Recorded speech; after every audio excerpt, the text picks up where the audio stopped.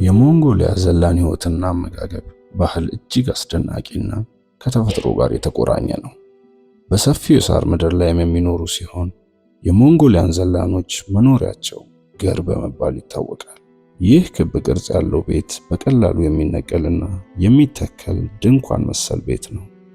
በሞንጎሊያ የሳር ምድር ላይ አትክልት ማብቀል አስቸጋሪ ነው። ስለዚህ ዘላኖቹ አትክልትን የፈረስ ምግብ ብለው ይጠሩታል። ለነሱ ጤናማ ምግብ ማለት እንስሳቱ ንጹህ ሳር በልተው የሚያመርቱት ወተትና ስጋ ነው። ቫይታሚንም የሚያገኙት በቀጥታ ከአትክልት ሳይሆን አትክልቱን በልተው ካደጉት የእንስሳት ተዋጽኦ ላይ ነው። ሞንጎላውያን ያለ ሻይ አይኖሩም።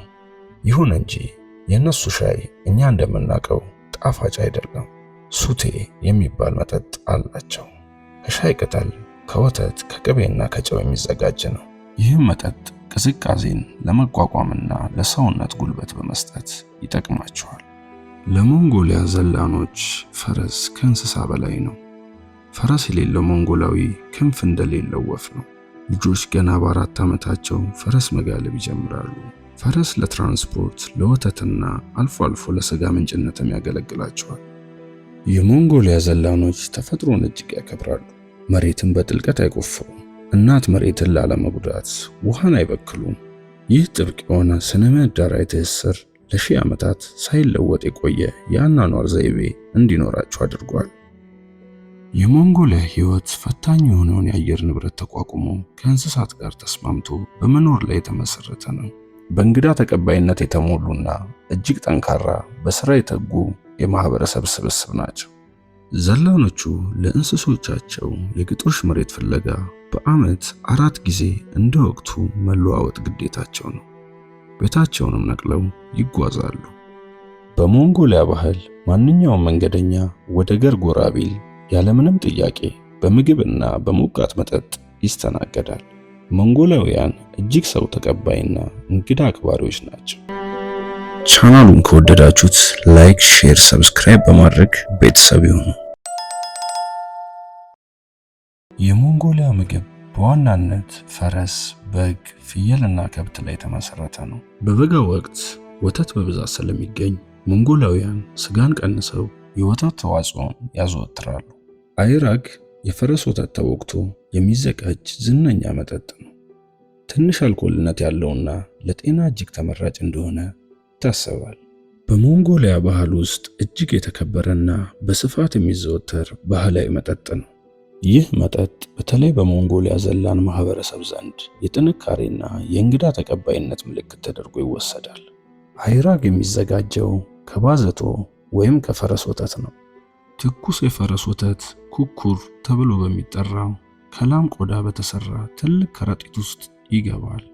ከዛም ወተቱ እንዲቦካ ለማድረግ ለሰዓታት ወይም ለቀናት በረጅም እንጨት ይመታል።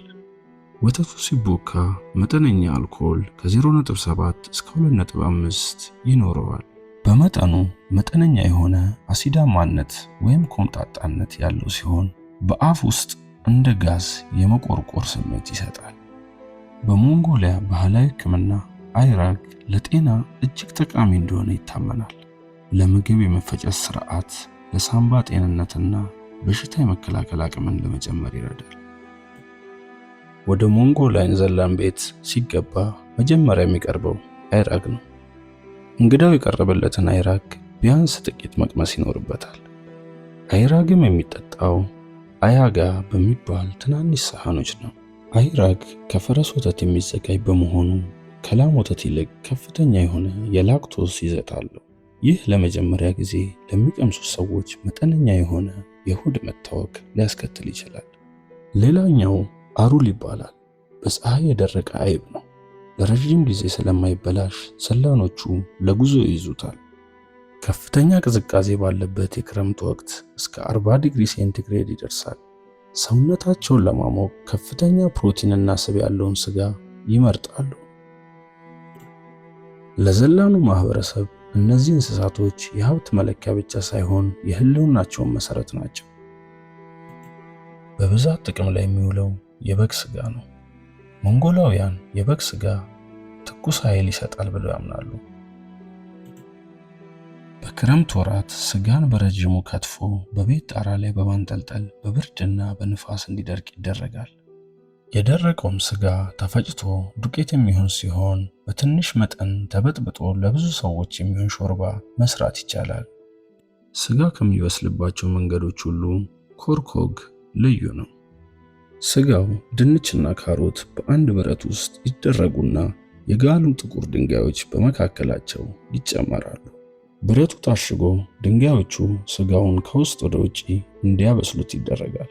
ምግብ በልተው ሲጨርሱ ያንን የጋለና በስጋ ስብ የራሰ ድንጋይ በእጃቸው ያገላብጡታል።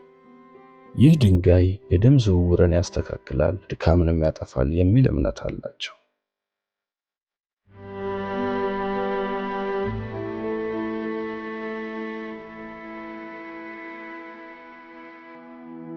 ቻናሉን ከወደዳችሁት ላይክ፣ ሼር፣ ሰብስክራይብ በማድረግ ቤተሰብ ይሁኑ።